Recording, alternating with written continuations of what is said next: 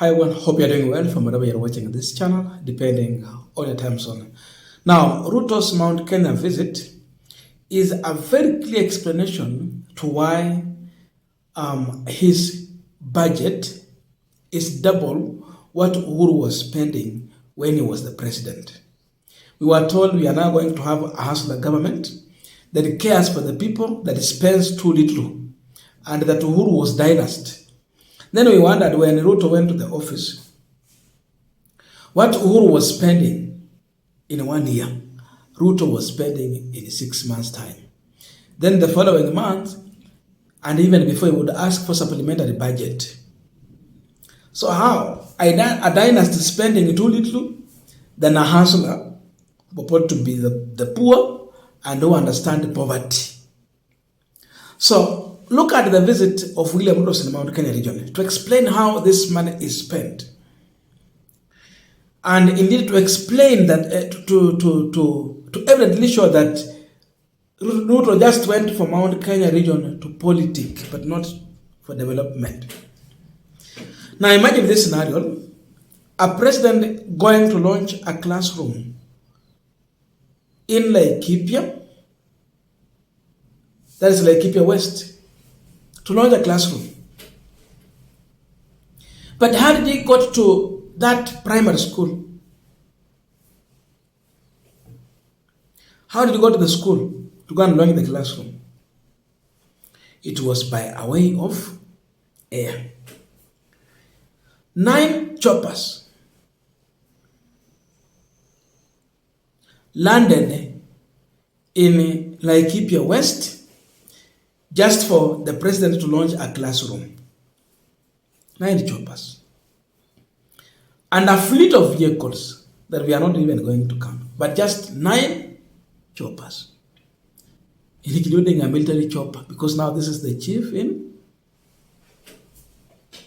So look at this scenario first, then you ask yourself a question, really, do we have a serious president for a serious business, or just a joker busy with the politics?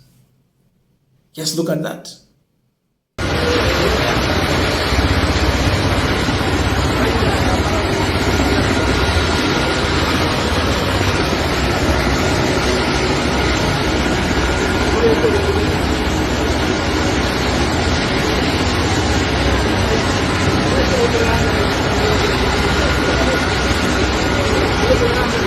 Now, we are continuing this final discussion, but just a quick request. For those who are watching the channel and you have not yet subscribed, please consider subscribing. To our returning subscribers, I must say thank you so much. And again, to all our viewers, please give this video a thumbs up. Just support the channel with a thumbs up. Because the more the thumbs up, then that's how YouTube algorithm is going to work on it, and we will just have more people subscribing.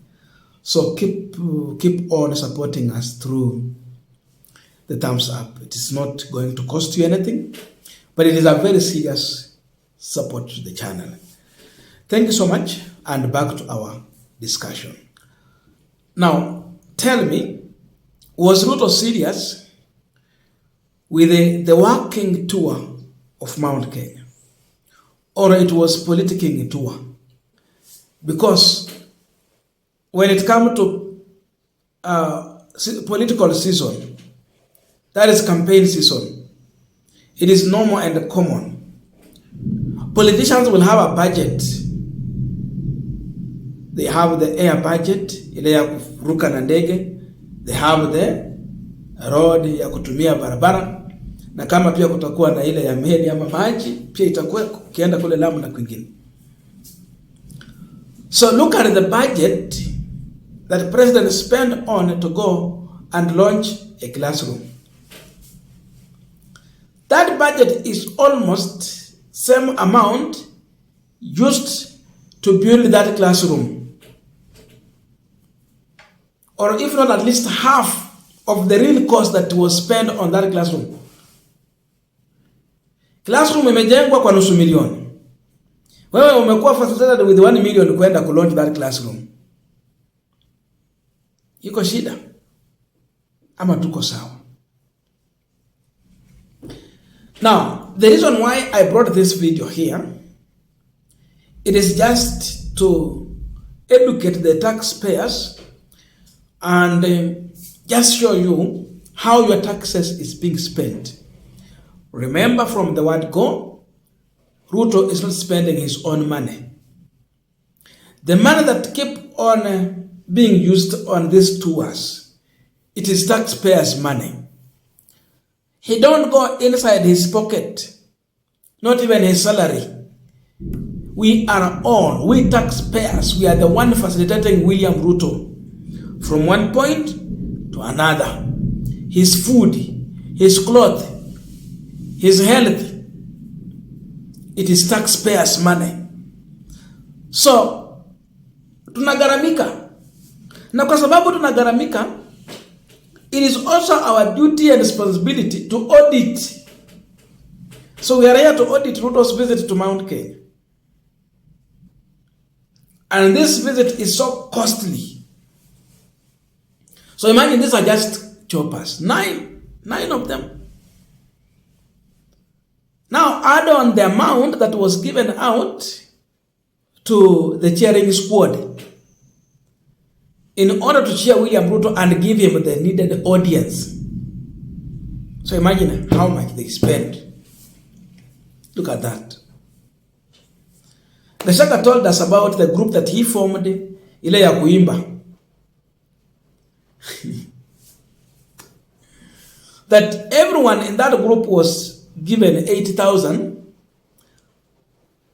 in order to accompany William Ruto in those visits. Weka 8,000 kwa kila mmoja. Alafu you facilitate them in transport and welfare, wapata chakula. Na walipe 8,000 kila mmoja. Kikundi cha watu 1,000. Sasa ukichukua 500 nusu yake.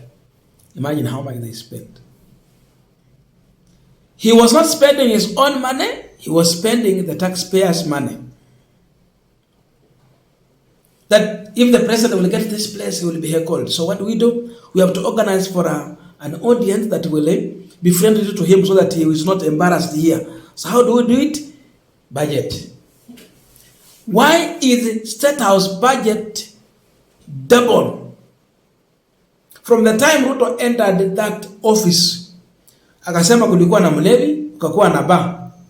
Wanabomoa bar, wana clean State House.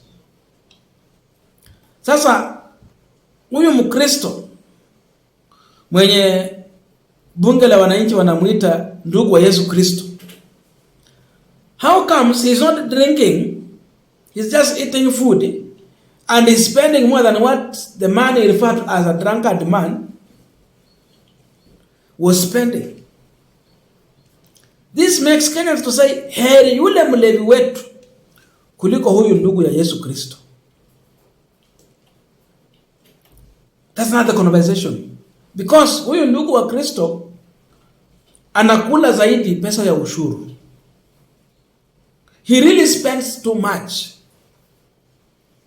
So, if you ask why is the State House budget so much high, this is how they are spending: transport, politicking, and hiring of audience. Just to sustain William Ruto at State House and safeguard his presidency in leadership. That is how they are spending. So someone will ask, was that visit worthy? Was it really necessary for William Ruto to go and officially commission the Laikipia East classrooms?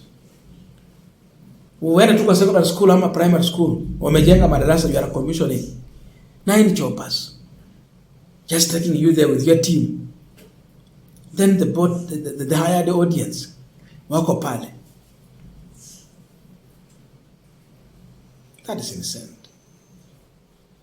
But then that is William Ruto. He don't care about the people that he's leading. What he care is to maintain his political support. His presence is all over. So this confirms in my view, that Ruto went for a serious campaign in the Mount Kenya region in order to keep on buying people's patience. We just remain hopeful. He will do. He has promised. He has said. He's planning. So he keeps on running across the country to give hope, false hope, and what I say, to give false hope to the public. That you keep on trusting on things that will never be fulfilled anytime soon. So that is it.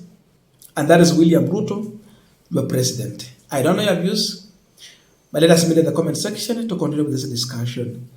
Thank you so much, and I'll see you in our next video. But if you reach this far, please, just remember 3 things. Subscribe, like, share, and where necessary, comment.